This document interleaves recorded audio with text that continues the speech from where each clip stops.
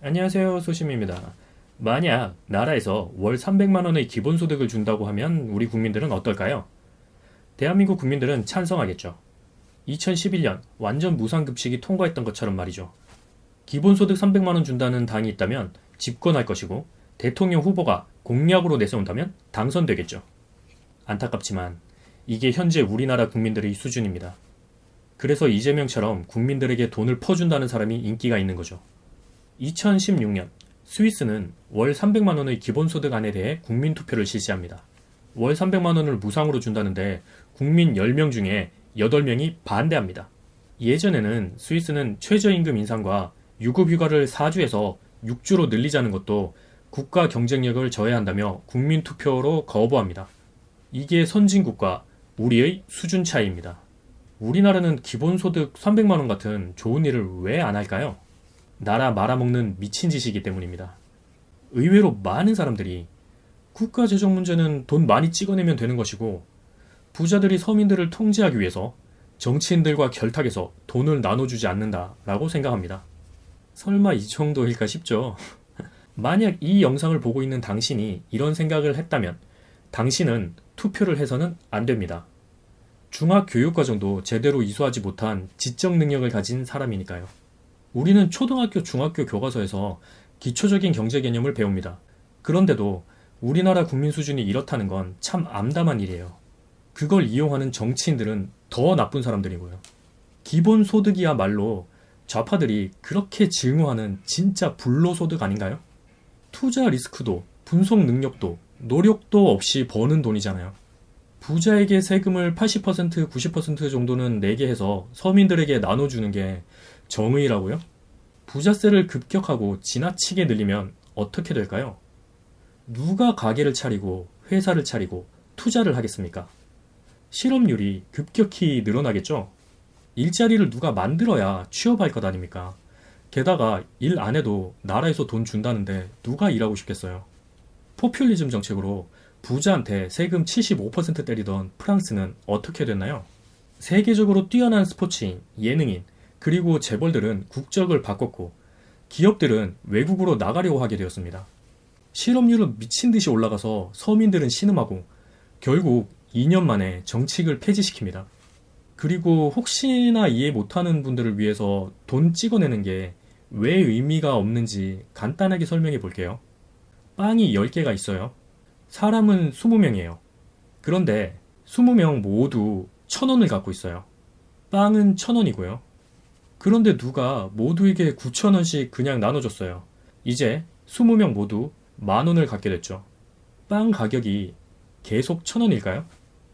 모두가 10,000원을 가지고 있고 많은 사람들이 빵을 먹고 싶어 합니다. 더 많은 비용을 지출해야 빵을 먹을 수가 있습니다. 당연히 빵의 가격은 올라가겠죠. 돈의 가치는 이렇게 상대적인 거예요. 참 간단하죠? 빵을 파는 사람도 더 비싼 가격에 빵을 팔아야만 그 돈으로 다른 경제적인 활동을 할 수가 있습니다. 돈의 가치는 이렇게 상대적인 거예요. 대한민국 국민들은 반성해야 합니다.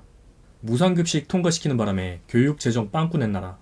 자기들이 자초해놓고 유치원 지원비, 설립비 빵꾸 나서 학부모들 신음하고 원어민 교사 줄거나 없어지고 노후되고 위험한 학교 시설이 보수 철거계획 무산돼서 방치되고 이것들이 모두 무상급식 법안 통과되는 바람에 실제로 일어난 일들입니다. 무상급식 찬반 투표가 나쁜 투표라며 선동하고 투표 안 하기 운동하는 무리들이 정의 사도인 양 설치는 나라. 어떻게 투표가 나쁜 행위라는 정신나간 발상을 할 수가 있는 거죠? 당시 시장이었던 오세훈은 국민들이 당연히 옳은 선택을 할 것이라고 믿고 당과 상의도 없이 시장직을 내걸었다가 댕강 날아가고 오세훈 시장은 국민들의 사고 수준이 이 정도인 줄 몰랐던 거죠. 당시에 사람들이 논리는 무상급식 받는 학생들은 마음의 상처를 받는다는 거였습니다.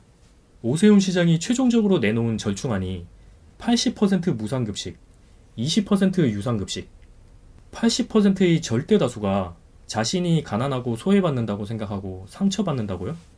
무상급식. 선진국으로 가면서 언젠가 이루어지면 좋은 건 맞아요. 그런데 진보 진영의 문제가 너무 급진적이라는 거예요. 재정을 확보하면서 점진적으로 자연스럽게 이루어지는 것이 아니라 급격한 변화로 충격을 준다는 거예요. 예를 들면 여성 고위직 비율을 늘리자. 당연히 시대가 변할수록 점점 늘어나고 이루어지고 있습니다. 그런데 강제로 할당하면 체하죠. 그리고 개고기. 갈수록 안 먹고 있고 식당도 먹는 사람도 찾기 어렵습니다. 급진적으로 개고기 금지법을 만들면 그건 공산당이죠. 그리고 또 하나.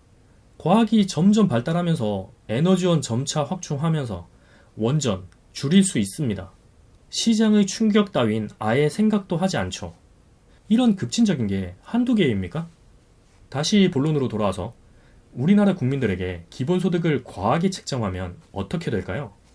일 안 하고 놀려는 사람이 생기는 건 문제도 아니에요. 일하는 사람이나 노는 사람이나 소득 차이가 별로 없는 것도 그로 인한 사회적 갈등도 약한 문제예요. 진짜 문제는 국민 전체가 거지가 된다는 거예요. 이재명 경선 캠프에 정책조정단장이었던 최백은이라는 사람이 있어요.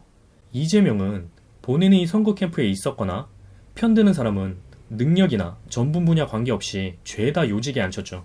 이재명이 대통령이 되면 보나마나 경제학자인 최백은을 금융경제 관련 요직에 앉힐 거예요. 100%예요. 그런데 자유경제시장을 말하던 최백은은 집권당이 좋아할 만한 헛소리로 감투를 받으려고 애씁니다. 이재명과 붙으면서 하는 주장이 돈을 막 찍어내면 부자들이 가진 현금은 가치가 떨어지니까 현금 없는 사람들에게 유리하다는 정신나간 주장을 하는 사람입니다.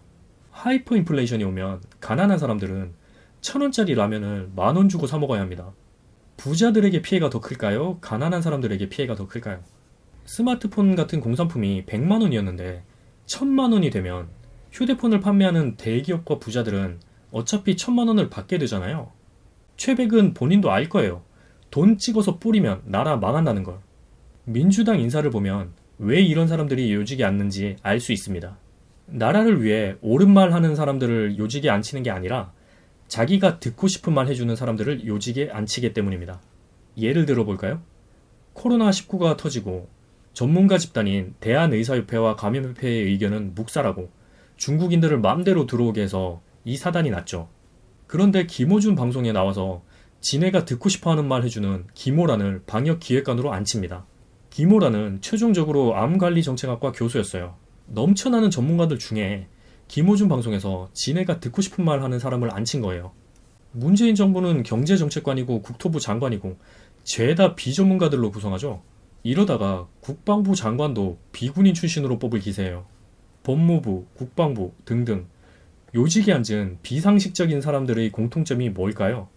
정책이 잘못된 걸 알면서도 아첨만 하는 사람들이죠. 출세의 기회거든요.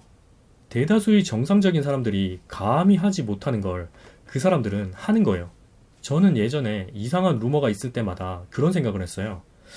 바보도 아니고 설마 그렇게까지 하겠어? 설마 나라가 망하겠어? 그런데 이 정부는 그 상식에 어긋나는 설마를 하더라고요. 만약 최백은이 국가 요직에 앉게 되면 어떻게 될까요? 하이퍼 인플레이션으로 짐바브웨 꼴 나는 겁니다. 나라 경제 망하는 걸 직접 겪게 되실 거예요. 설마 싶죠? 제가 설마 했던 일들을 문재인 대통령이 해내더라고요. 오늘은 이것저것 두서없이 말했네요. 지금까지 소심이었습니다. 여러분의 인간답고 행복한 삶을 염원합니다.